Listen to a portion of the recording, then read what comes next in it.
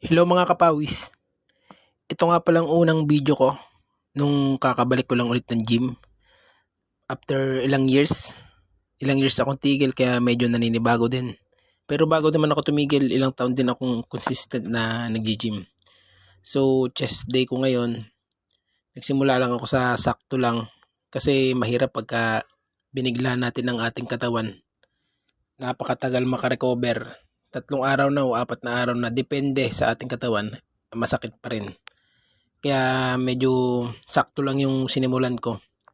Ito nga palang ginagawa ko ay flat chest.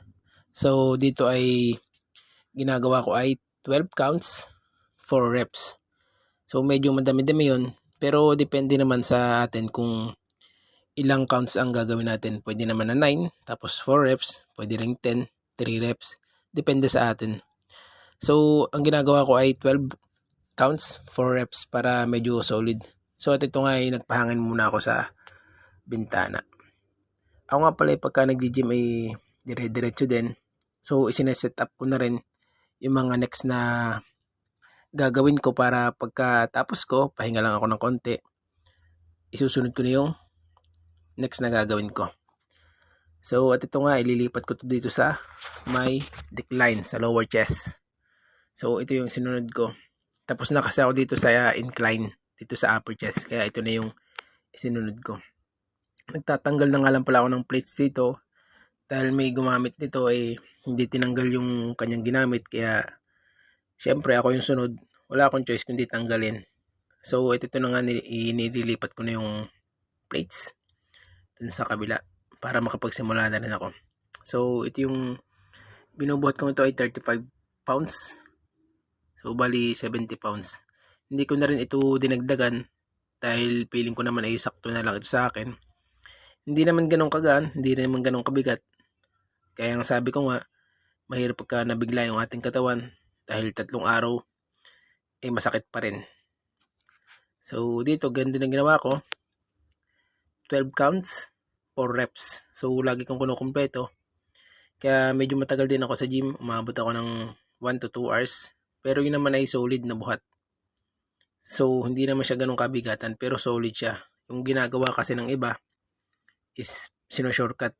Yung mga gumagawa kasi ng ganun ay yun yung mga okay na yung katawan.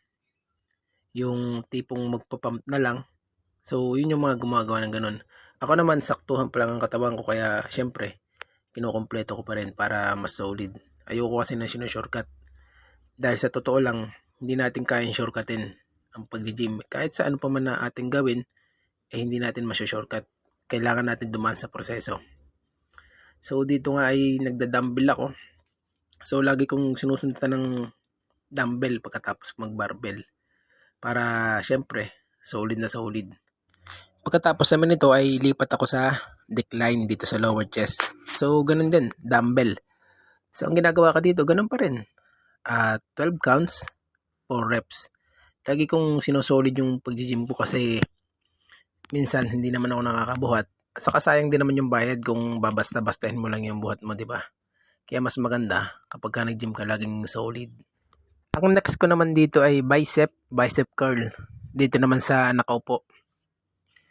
So dito naman ang gagawin ko, ganun pa rin. 12 counts, 4 reps. So dito naman ay ipipil natin yung bigat ng ating binubuhat. Hindi kailangan mabilis. Yung sakto lang. Mas maganda kung medyo mabagal para ipipil natin yung bigat ng ating binubuhat. Actually medyo magaan lang naman to. Kaya lang syempre pagod na tayo. Dami na rin naman natin ginawa kaya dito dapat saktuhan lang yung binubuhat natin para yung tama is ma-feel natin. So paano guys? Maraming salamat sa panonood. Hanggang dito na lang ang video.